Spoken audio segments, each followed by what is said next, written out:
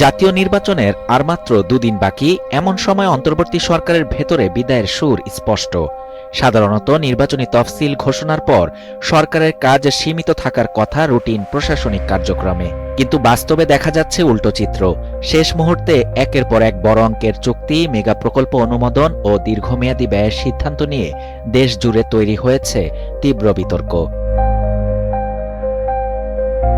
গত ২৫ দিনে অন্তর্বর্তী সরকার একনেক সভার মাধ্যমে ৬৪টি প্রকল্প অনুমোদন দিয়েছে, যার মোট ব্যয় ১,৬৯,৯৯৩ কোটি টাকা।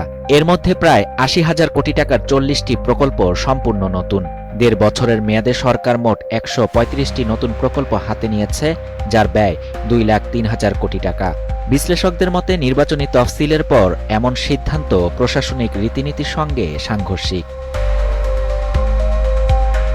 এই সময় সবচেয়ে বিতর্কিত সিদ্ধান্তগুলোর মধ্যে রয়েছে যুক্তরাষ্ট্রের সঙ্গে বাণিজ্য চুক্তি, বোয়িং থেকে ১৪টি উড়োজাহাজ কেনার সিদ্ধান্ত, চীন ও যুক্তরাজ্য থেকে জাহাজ ক্রয় এবং নবম পে স্কেল বাস্তবায়নের উদ্যোগ। যুক্তরাষ্ট্রের সঙ্গে চুক্তিটি নন ডিসক্লোজার এগ্রিমেন্টের আওতায় হওয়ায় এর শর্তাবলী প্রকাশ করা হয়নি, যার স্বচ্ছতা নিয়ে প্রশ্ন তোলা হয়েছে। বোয়িং থেকে বিমান কেনার ক্ষেত্রে ব্যয় ধরা হয়েছে প্রায় ৩৭,০০০ কোটি টাকা, অথচ এসব উড়োজাহাজ সরবরাহ শুরু হবে ২০৩১ সালের পর, যার সুফল বর্তমান সরকার পাবে না। অর্থনীতিবিদরা বলছেন নবম পে স্কেল বাস্তবায়ন হলে বছরে অতিরিক্ত ১ লাখ কোটি টাকার বেশি ব্যয় বাড়বে, যা উচ্চ মূল্যস্ফীতির এই সময় নতুন সরকারের জন্য বড় চাপ হয়ে দাঁড়াবে। বাংলাদেশ উন্নয়ন গবেষণা প্রতিষ্ঠানের সাবেক মহাপরিচালক মুস্তফা কে মজিরি মন্তব্য করেছেন, শেষ সময়ে এ ধরনের সিদ্ধান্ত নতুন সরকারের নীতি নির্ধারণের সুযোগ সংকুচিত করছে। এর সঙ্গে যুক্ত হয়েছে বৈদেশিক ঋণের বোঝা।